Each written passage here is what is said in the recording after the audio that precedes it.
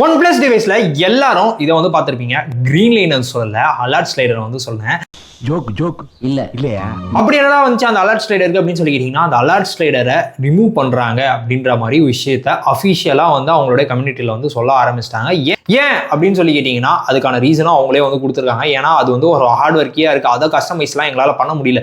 So அதனால நாங்கள் அதை ரீப்ளேஸ் பண்றோம். அந்த அலர்ட் ஸ்லைடருக்கு பதிலாக ஒரு கஸ்டமைசபிள் பட்டனா நாங்கள் எடுத்துட்டு வர போறோம். எப்படி ஐபோன்ஸ்லாம் வந்து பார்த்தீங்கன்னா ஆக்ஷன் பட்டன் ஒன்று இருக்கு பார்த்தீங்களா, அந்த மாதிரி ஒரு விஷயத்தை எடுத்துட்டு வரணும் அவங்க சொல்லலை. ஆனால் எல்லாரும் வந்து ட்வீட் போட ஆரம்பிச்சிட்டாங்க. கஸ்டமைசபிள் பட்டன் ஒன்னே ஐஃபோனை பார்த்து காப்பி அடிக்கிறாங்க அப்படின்ற மாதிரிலாம் சொல்ல ஆரம்பிச்சிட்டாங்க. ஸோ அந்த மாதிரி ஒரு பட்டன் தான். அந்த பட்டனை கிளிக் பண்ணால் நம்ம ஃபேவரட் ஆப்பை லான்ச் பண்ணுறது, அப்படி இல்லைனா ஒரு சிங்கிள் கிளிக்லேயே சைலண்ட் பண்ணுறது, இது எல்லாமே பண்ண முடியும் அப்படின்ற மாதிரி ஒரு கஸ்டமைசபிள் பட்டன் எடுத்துட்டு வர போகிறாங்க அப்படின்ற மாதிரி சொல்லிட்டு இருக்காங்க. இது எந்த ஃபோன்லேருந்து வரப்போகுது, எதுலேருந்து அலர்ட் ஸ்லைடரை ஸ்டாப் பண்ண போகிறாங்க அப்படின்றது எதுவுமே வந்து சொல்லல.